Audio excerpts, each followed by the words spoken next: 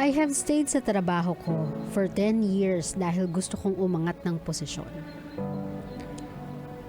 But the way to achieve it is tiring, exhausting, and truth be told, lonely. Before pa ako dumating sa taas, madami munang mawawala sa akin. Mga desisyong kailangan pikit mata. Mga katotohanang kailangang itago kung gusto kong makisama. That is why I give up.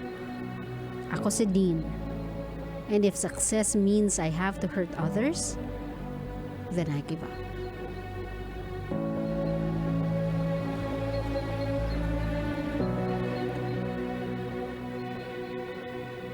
My love, no victory is worth hurting other people to get it. Kaya nga lagi nilang sinasabi, di ba? If you wanna be something or someone in your life, you have to get there on your own 2 feet because of your efforts and without hurting anybody.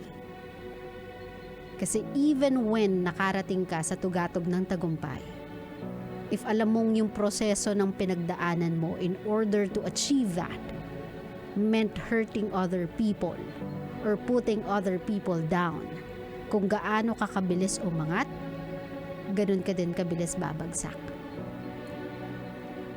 Kaya if the road you are in requires you to be someone that you are not, requires you to be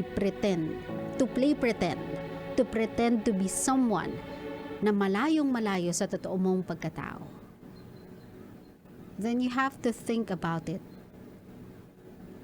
over and over again. Kung sa ngalan ba ng success, that is the type of person you want to be known for. Ito ba yung tipo, yung klase ng tao na gusto mong makilala ka just because of fame? Dahil lang sa kasikatan, dahil lang sa karangyaan, dahil lang sa tinatawag nilang success. However they would wanna define success. This is the light behind giving up. It's when you understand that by giving up, you are not allowing yourself na yakapin, hulmahin ng hindi tamang daan. It's by giving up that you stand your ground. Na if I want to be successful, if I want to be somebody, if I want to reach yung pangarap ko, then I have to reach it as me. Bilang ako.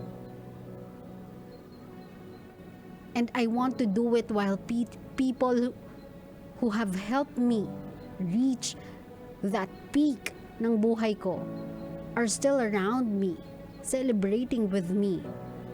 Kesa naman nakuha mo nga yung tagumpay, my love, pero ikaw lang mag-isa. Walang pumapalakpak, walang masaya para sa'yo.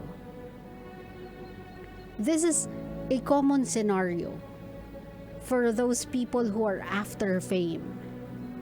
Yung sa ngalan ng pagkakakilanlan ng mga taong wala namang silbi sa buhay nila, wala namang bearing, walang bilang, walang ambag, walang bigat sa buhay nila, they will do just about anything. Maninira sila ng ibang tao, gagawa sila ng issue, magiging distraction sila for other people, maninira sila ng relasyon. Yung gagawa ka ng eksena just because gusto mong sumikat. Kasi after that issue, you have to find another issue that will rise your name to fame. And you have to sustain that kind of living.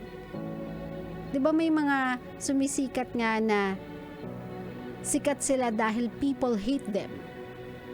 Yung mas liamado ang bashers kesa sa supporters.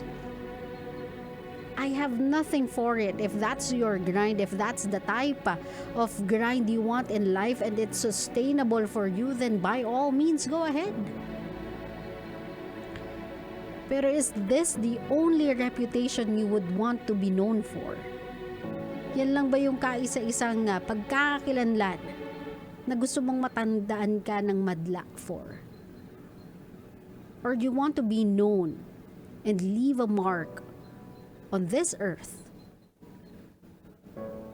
on a different note? One that is more meaningful than that.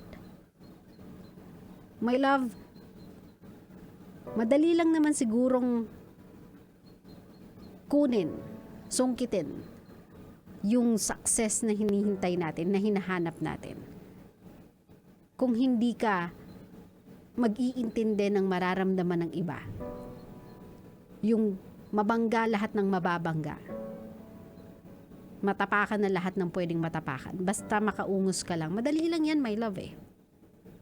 But that is not a life you would enjoy. Believe me. That is not a life that you will be proud of. That is a lonely life. And at the end of the day, even with all your riches, all the fame, all the spotlight heading towards your direction, you will never understand and never will you find any happiness. I guarantee you that. Kaya for you, Dean, na nag-give up because you think na with this progress, you will not be the person you want to be. And by giving up, pinangalagaan mo kung sino ka, kung ano ka, yung buong pagkatao mo, na makakalakad ka ng taas noo, masaya, and you could enjoy the people that matters for you, then I am happy for you. Because if giving up means maintaining your sanity, having the people you love with you, then giving up is not that bad. Claro? Claro.